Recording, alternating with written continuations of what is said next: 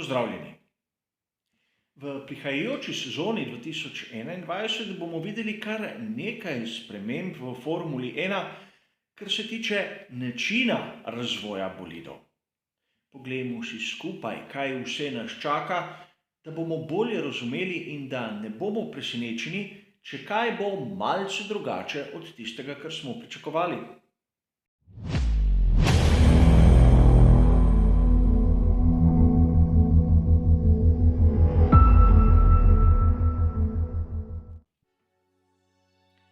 Verjetno vam je dobro znano, da so sprva hoteli vpeljati nov tehnični pravilnik letos v sezoni 2021.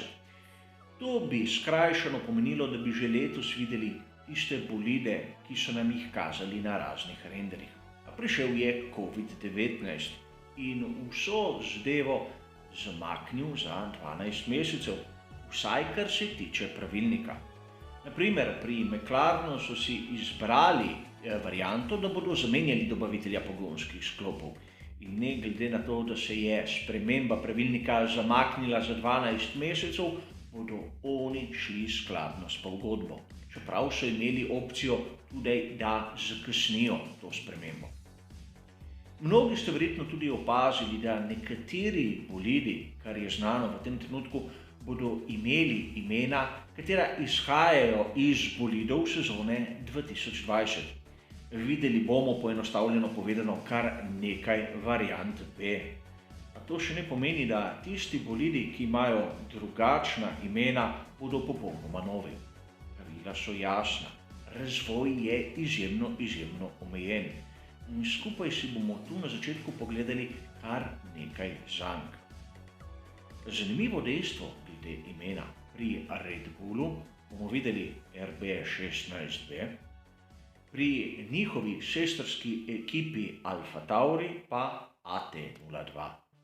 Dva različna načina poimenovanja, a mislim, da pri Alfa Tauriju ne bodo naredili nekega večjega preskoka. Oziroma, kot bomo videli, bodo v nekem območju celo ostali na mestu.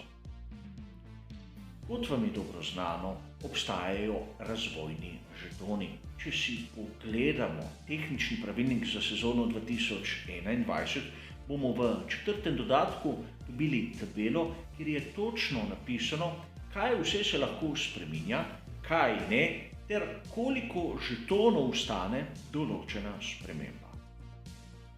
In seveda tisti popolni konstruktorji so zavezani tej tabeli. A druge ekipe, tiste, ki kupujejo tako imenovane non-listed parts, bodo lahko izkoristile določeno zanko. Namreč v sezoni 2020 so oni v nekaterih primerih uporabljali dele, kateri so bili homologirani leto poprej. In govorimo o zelo obsežnih delih bolidov, naprimer menjalnik ter zadnje vpetje. Se razumemo, na Racing Pointu RB20 smo imeli zadek Mercedesa W10. Seveda, Mercedes W11 je imel revolucionarno zadnje vpetje, kar smo opazili na mnogih tehničnih člankih in posnetkih. Letos v sezoni 2021 bodo pri ekipi Aston Martin, katera je naslednica ekipe Racing Point, lahko uporabili tisti revolucionarni menjalnik in vpetje Mercedesa W11. Seveda, non-listed parts, kot pravi pravilnik. Za to spremembo ne bodo porabili niti enega razvojnega žetona. Po drugi strani, če bodo pri Mercedesu hoteli kakšno spremembo na tem območju za njihov nov bolid W12, bodo pa seveda primorani uporabiti razvojni žeton. Sklepamo lahko, da bomo na bolidih, naprimer ekipe Aston Martin, videli bistveno več sprememb kot naprimer pri tovarniški ekipi Mercedes. Vsaj take možnosti imajo v teoriji. Sedaj na njih je, ali jih bodo izkoristili ali ne, ter seveda skupaj bomo videli, kako bodo pri tem uspešni. In verjetno vprašanje, katero se poraja marsikomu izmed vas, Bo sedaj ekipa Aston Martin bistveno boljša od tovarniške ekipe Mercedes? Ne. Namreč razlika med eno in drugo ekipo se bo verjetno zmanjšala.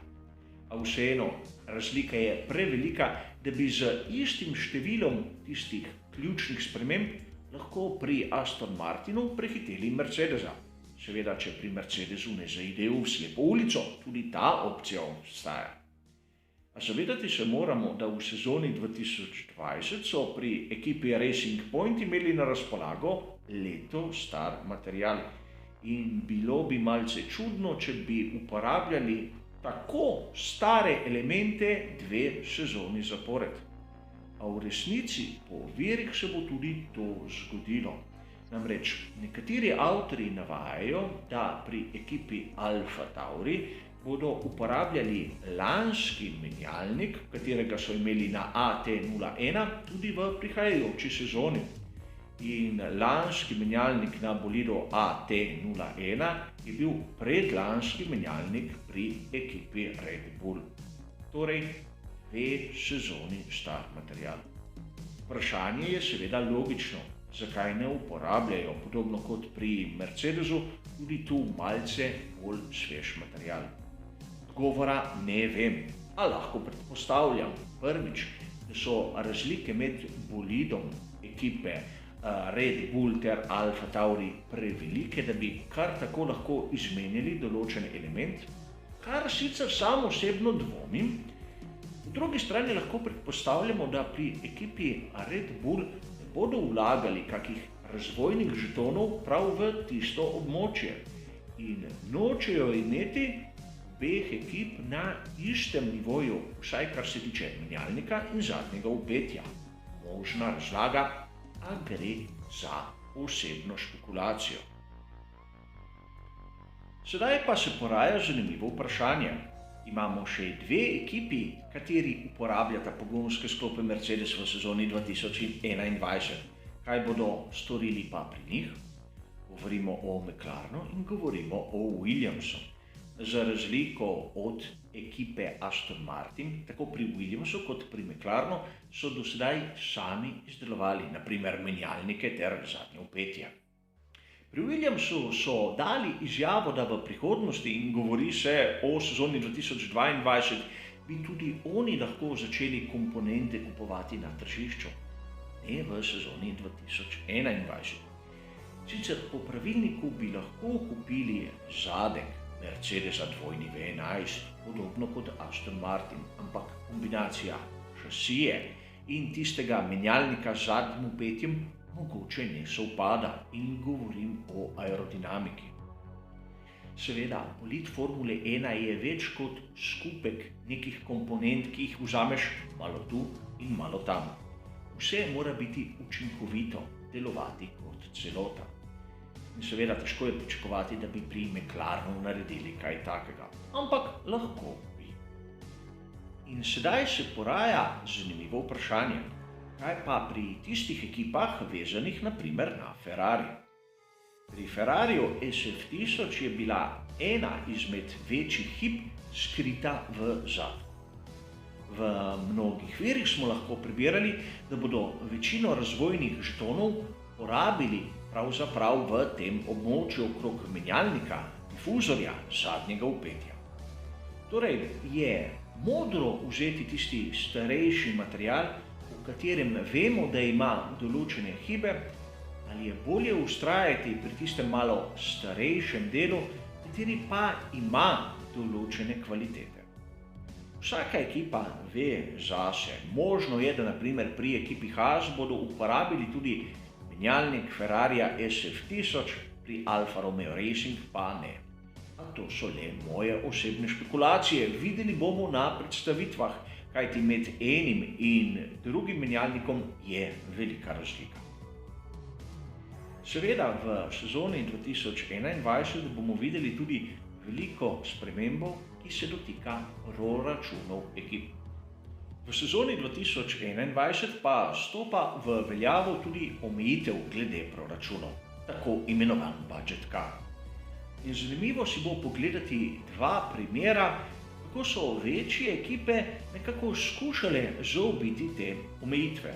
Namreč, ukolikor se zmanjša proračun, se posledično tudi zmanjša število zaposlenih v določeni ekipi.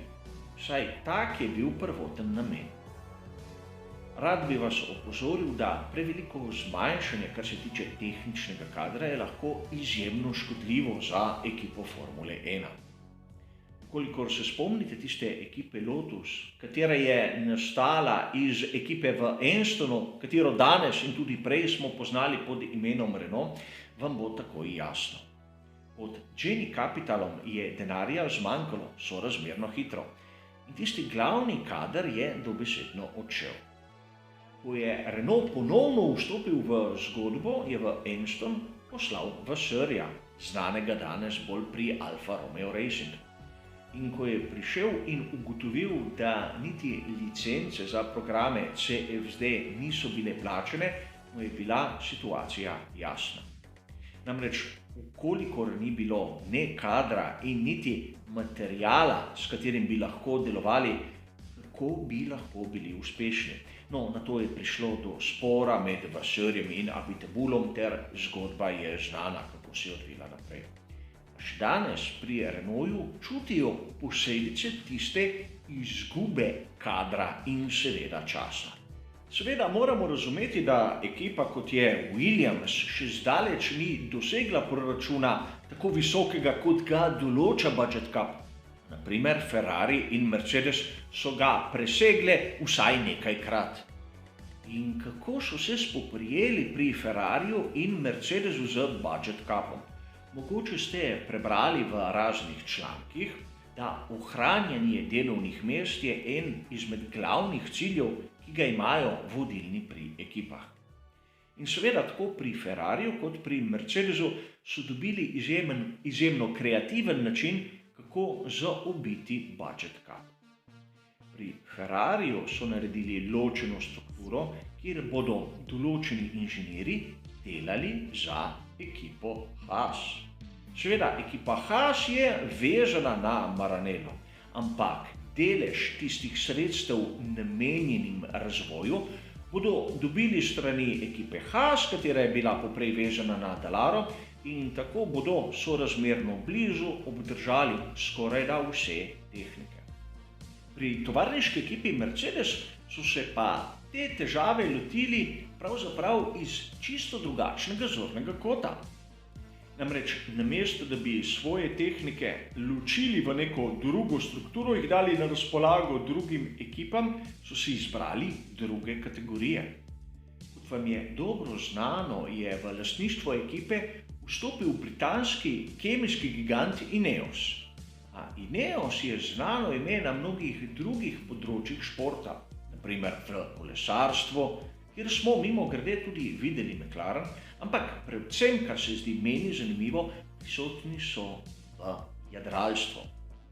America's Cup je ena izmed najbolj prestižnih lovorik v tem športu in Ineos je tam več kot prisoten. Razumeti bi bilo možno, da bodo nekatere inženirje pravzaprav preusmerili v tisto kategorijo in tako zaobšli omejitve budget capa, kljub temu, da bodo imeli določen kader na razpolago, kolikor bi ga rabili v neposredni prihodnosti. Seveda gre za moje osebne špekulacije, a vidim, da določene večje ekipe so že začele razmišljati v tej smeri.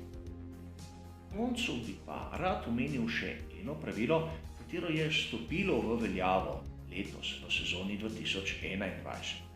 Namreč omejitve, kar se tiče vetrovnika, kjer tista najslabša ekipa dobi največjo količino ur na razpolago, tako v vetrovniku kot seveda CFD simulaciji. Williams bo dobil tako bistveno več ur na razpolago kot na primer Mercedes. Pravilo je stopilo v veljavo sedaj, leta 2021. Torej, rezultate bomo videli komaj naslednje leto. Kajti tam, okrog avgusta, se začne delo na bolidih naslednje generacije, kot smo pa videli sedaj razvoj bolidov te sezone, je pa več ali manj omejen. A upam, da smo vsi skupaj razumeli, da pravila v svetu Formule 1 se kar hitro zaobidejo, če se še seveda to želi. A to je eden izmed čarov tega športa. Hvala za vašo pozornost ter nasvidenje.